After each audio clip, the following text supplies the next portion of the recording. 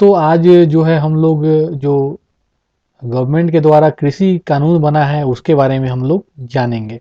Government के द्वारा 3 कानून बना है जिसको कृषि कानून कहा जाता है और तीनों के बारे में जो है हम लोग यहाँ पर बारी-बारी से जानेंगे।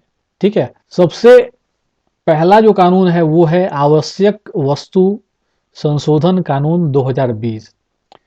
इस कानून में अनाज, दलहन, तिलहन, खाद्य तेल, प्याज, आलू को आवश्यक वस्तुओं की सूची से हटाने का प्रावधान है।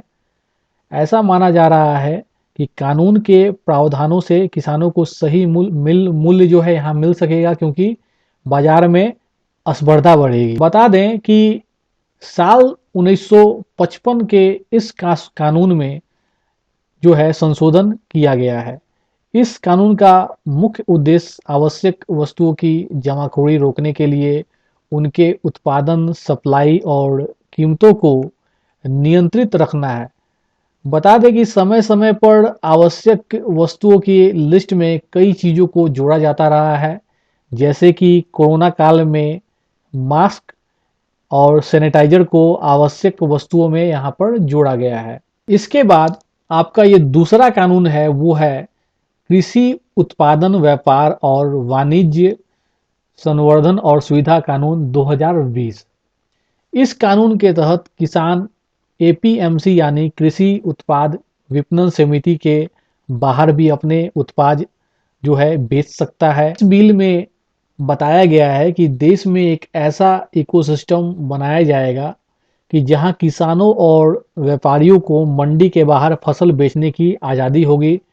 प्रावधानों में राज्य के अंदर और 2 राज्यों के बीच व्यापार को बढ़ावा देने की बात कही गई है। मार्केटिंग और ट्रांसपोर्टेशन पर खर्च कम करने की बात यहाँ पर कही गई है। नए कानून के मुताबिक किसानों या उनके खरीदारों को मंडियों को कोई फीस भी यहाँ पर नहीं देना होगा। ये बिल 17 सितंबर को लोकसभा से पास कर दिया गया था। इसके बाद तीसरा कानून है कृषक सशक्तिकरण व संरक्षण, कीमत आश्वासन और कृषि सेवा पर करार कानून 2020।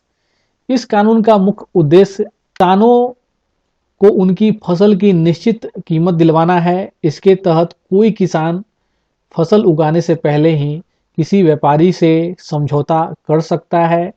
इस समझौते में फसल की कीमत, फसल की गुणवत्ता और कितनी मात्रा में और कैसे खाद का इस्तेमाल होगा जैसे बातें जो है यहाँ पर शामिल की गई हैं। इस कानून के मुताबिक किसानों को फसल की डिलीवरी के समय 2/3 राशि का भुगतान करना होगा और बाकी का पैसा 30 दिन के अंदर वहाँ पर करना होगा। इसमें यह प्रावधान भी है कि खेत से फसल उठाने की जिम्मेवारी व्यापारी की होगी। अगर कोई एक पक्ष समझौते को तोड़ेगा उस पर जो है पेनल्टी लगाया जाएगा। ये कानून कृषि उत्पादों की बिक्री, फार्म सेवाओं, कृषि बिजनेस, फार्मों, प्रोसेसर, थोक विक्रेताओं, बड़े खुदरा विक्रेताओं और निर्यातकों के साथ किसानों को जुड़ने के लिए सशक्त करता है। यही तीनों जो है दोस्तों कृषि कानून नया जो है यहाँ पर बनाया गया है। तो दोस्तों आज के लिए इतना ही, फिर मिलते हैं नेक्स्ट वीडियो में। बहुत बहुत धन्यवाद आपका।